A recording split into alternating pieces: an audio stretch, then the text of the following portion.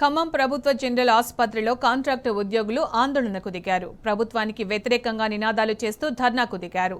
విధులు బహిష్కరించి తమ నిరసన తెలిపారు. 3 నెలలుగా జీతాలు లేక నానా ఇబ్బందులు పడుతున్నామని కాంట్రాక్టు ఉద్యోగులు, పేషెంట్ కేర్, శానిటేషన్ సిబ్బంది ఆవేదన వ్యక్తం చేశారు.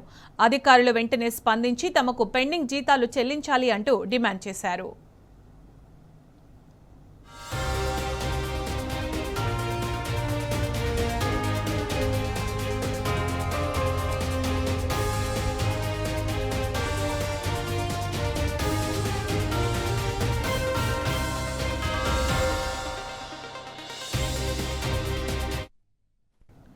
ఖమ్మం ప్రభుత్వ జనరల్ ఆసుపత్రిలో కాంట్రాక్టు ఉద్యోగులు ఆందోళనకు దిగారు. ప్రభుత్వానికి వ్యతిరేకంగా నినాదాలు చేస్తూ ధర్నాకు దిగారు. విధులు బహిష్కరించి తమ నిరసన తెలిపారు. 3 నెలలుగా జీతాలు లేక నానా ఇబ్బందులు పడుతున్నామని కాంట్రాక్టు ఉద్యోగులు, పేషెంట్ కేర్, శానిటేషన్ సిబ్బంది ఆవేదన వ్యక్తం చేశారు.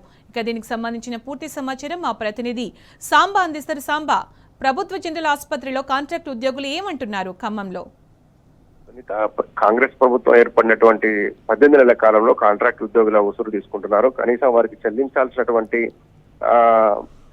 కనీసం వేతనాలు చెల్లించకపోవడంతో ఇప్పటికీ పలు సందర్భాల్లో ఆందోళన బాట పట్టారు, నిరసన కార్యక్రమాలు దిగారు. ప్రతి 2 నెలలకు ఒకసారి ఆందోళన చేసి జీతాలు అడుకోవాల్సిన పరిస్థితి వచ్చిందంటూ మరొకసారి కాంట్రాక్ట్ కార్మికులు ధర్నా చేస్తున్నటువంటి పరిస్థితి ఖమ్మం జనరల్ ఆసుపత్రిలో ఉన్నది. ప్రతి 2 నెలలకు 3 నెలలకు ఒకసారి జీతాలు ఇస్తున్నారు. ఆ జీతాలు కూడా సక్రమంగా ఇవ్వడం లేదు.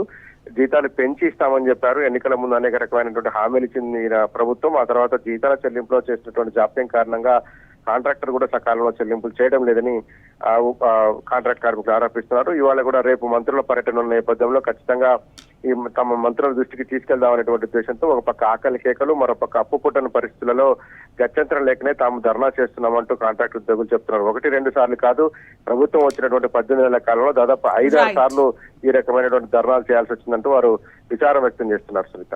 Right Samba, thank you.